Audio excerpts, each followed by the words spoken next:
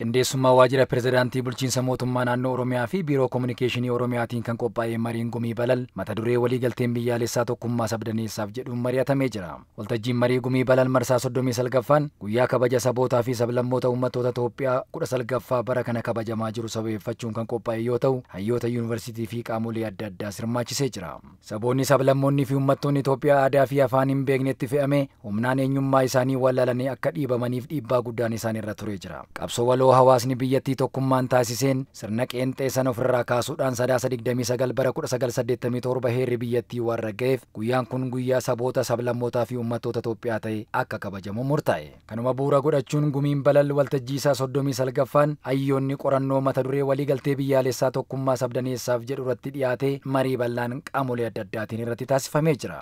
Keessummaa kabajaa waltajjii kanaa ta'anii kan argaman Dr. Gammachuu Araarsaa dura taa'an koree dhaabbii dhimma bajataa fi to'annoo horataalee mootummaa caffee Oromiyaa wareegama guddaa uummanni biyya kanaa kaffaleen mirgi sabootaa fi sablammootaa akka kabajamu taasifame. Kanaaf guyyaan kun saboota biyyattiif guyyaa hiikoo guddaa qabudha jedhan. Qabsoon hadhaawaan uummata biyya kanaatiin uummata Oromoo dabalatee qabsoon hadhaawaan gaggeeffamee wareegama guddaadhaniin mirgi kun akka kabajamu taasifamee jira. Mirgi kun akka kabajamu taasifamuu qofa otoo hin ta'in heera mootummaa bara 1987 ragga'e keessatti ifatti beekamtii akka argatu taasifamee jira. Kanaaf guyyaan kun guyyaa seena qabeessaa kan jedhu. Hoogganaa itti aanaa biiroo kominikeeshinii Oromiyaa obbo Isheetuu Sirneessaa sagaleen sabootaa fi sablammoota uummattoota Itoophiyaa qixa akka dhaga'amuuf sirna federaalizimii sabdaneessa obbolummaa irratti hundaa'e ijaaramaa jira jedhan.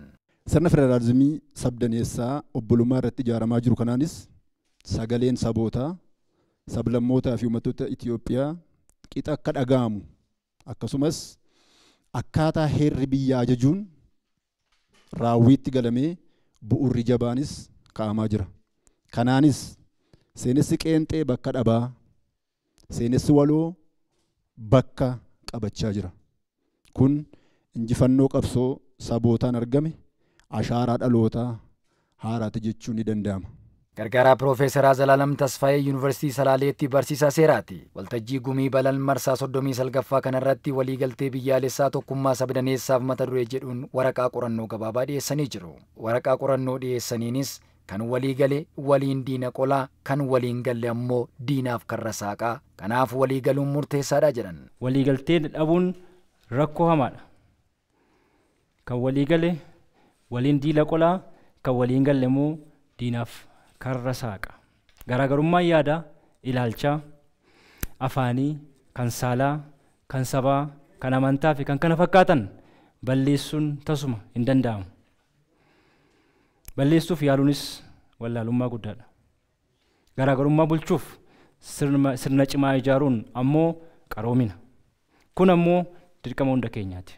Dabalataanis akka gargaaraan Piroofeesaraa Zalaalam jedhanitti guyyaan kabaja sabaaf sablammii wayita kabajamu sirbaa fi shubbisarra kan darbe guddina hawaasa diinagdeef kan oolu hojiiwwan qabatamaa lafa kaa'uun murteessaa ta'us kaasanii jiru. Sababni ayyaaneffannaa guyyaa sabaa fi sablammootaa kun waan sirbuu fi shubbisuuf, nyaachuuf, dhuguuf, araada waan qabnuuf osoo hin taane tokkummaa sabaaf sablammii cimsuuf akkasumas immoo tokkummaan kun ammoo nageenya waaraa fiduuf misooma gama hawaasummaan dinagdeen itti fufsiisuuf shoora taphachuu qaba jedhee amana.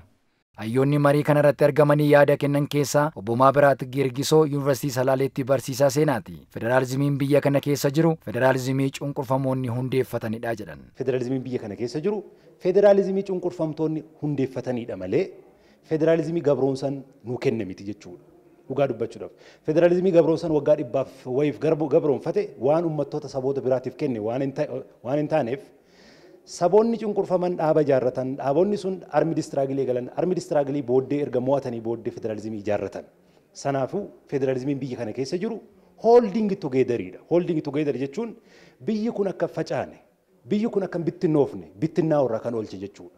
Gama biraatiin hirmaattonni yaada kaasaniin seenessi qeenxeen kaleessa ture cabee biyya guddoo waliin ijaaruuf hojjechuun murteessaa ta'us kaafamee jira.